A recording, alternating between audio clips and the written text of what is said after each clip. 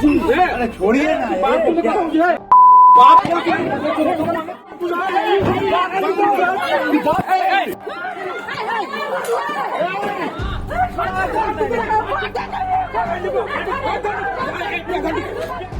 দুর্গাপুরে BJP সমর্থককে rod দিয়ে মারধরের অভিযোগ, কাঠগড়ায় অভিযুক্ত দুই সিভিক ভলেন্টিয়ার।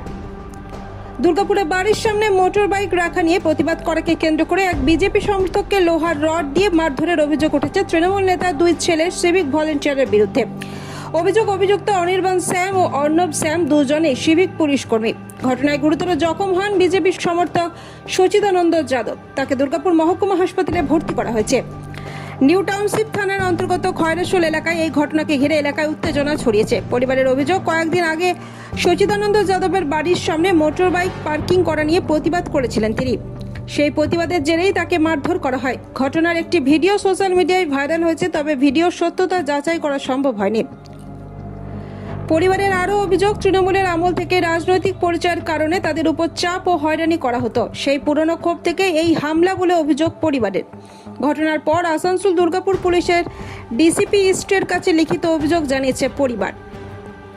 অভিযুক্তদের দ্রুত গ্রেপ্তারের দাবিতে পুলিশকে কড়া ব্যবস্থা নেওয়ার আহ্বান জানিয়েছে দুর্গাপুর পূর্বের বিধায়ক চন্দ্রশেখর বন্দ্যোপাধ্যায় এবং দুর্গাপুর পশ্চিমের বিধায়ক লক্ষণ চন্দ্র ঘুরুই। অন্যদিকে আহত সচিদানন্দ যাদব মুখ্যমন্ত্রীর কাছে সুবিচারের আবেদন জানিয়েছে।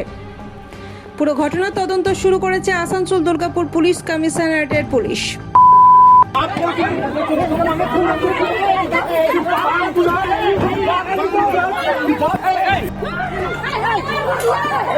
আমি মুখ্যমন্ত্রীকে বলতে চাইছি শুভেন্দু স্যারজিকে যে আমাকে বিজেপি করে দেন, এই জন্য আমাকে মারধর করেছে, আমাকে একটু ন্যায় দিলাম। এখনও এরা দেখুন মারধর করে করে করে এ করে দিল। আর কি বলবো, আমাদের অপরাধ কিছু ছিল না। আমরা বিজেপি পার্টি থেকে ছিলাম, ওরা টিএমসি পার্টি থেকে ছিল। আগে থেকে ওরা টার্গেট করে রেখেছিল আমাদেরকে। আর সেই দিনে এখন তো টিএমসি পার্টিটা চলে গেছে, এখন বিজেপি পার্টি চলছে। এই জন্য ওরা আগে থেকে রাগ করে রেখেছে। আর এই আমাদের প্রত্যেকদিন প্যাসেজটা ব্লক করে রাখতো। বাবা একদিন বললো, অবজেকশন করলো, আর ওই ক্ষেত্রেও মারলো। বাবা শুধু বললো কি তুমি আমার জায়গাতে কেন লাগাচ্ছ বাইক। দুটো ভাই আছে, অনির্বাণ শ্যাম আর অর্ণব শ্যাম, ওই জন্য দুজনের ভাই লাগালো। আর ওই বাবা অবজেকশন করলো, ওই জন্য ও মার খেয়েছে।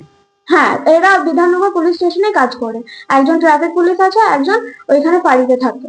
এদেরকে এই ধরনের কোনো কাজে ব্যবহার করা যায়, এটা হচ্ছে প্রথম নিয়ম। এবং এই পুলিশি ব্যবস্থায় এটা পুলিশ মন্ত্রী এবং মুখ্যমন্ত্রী বারংবার সতর্ক করেছেন, বলেছেন।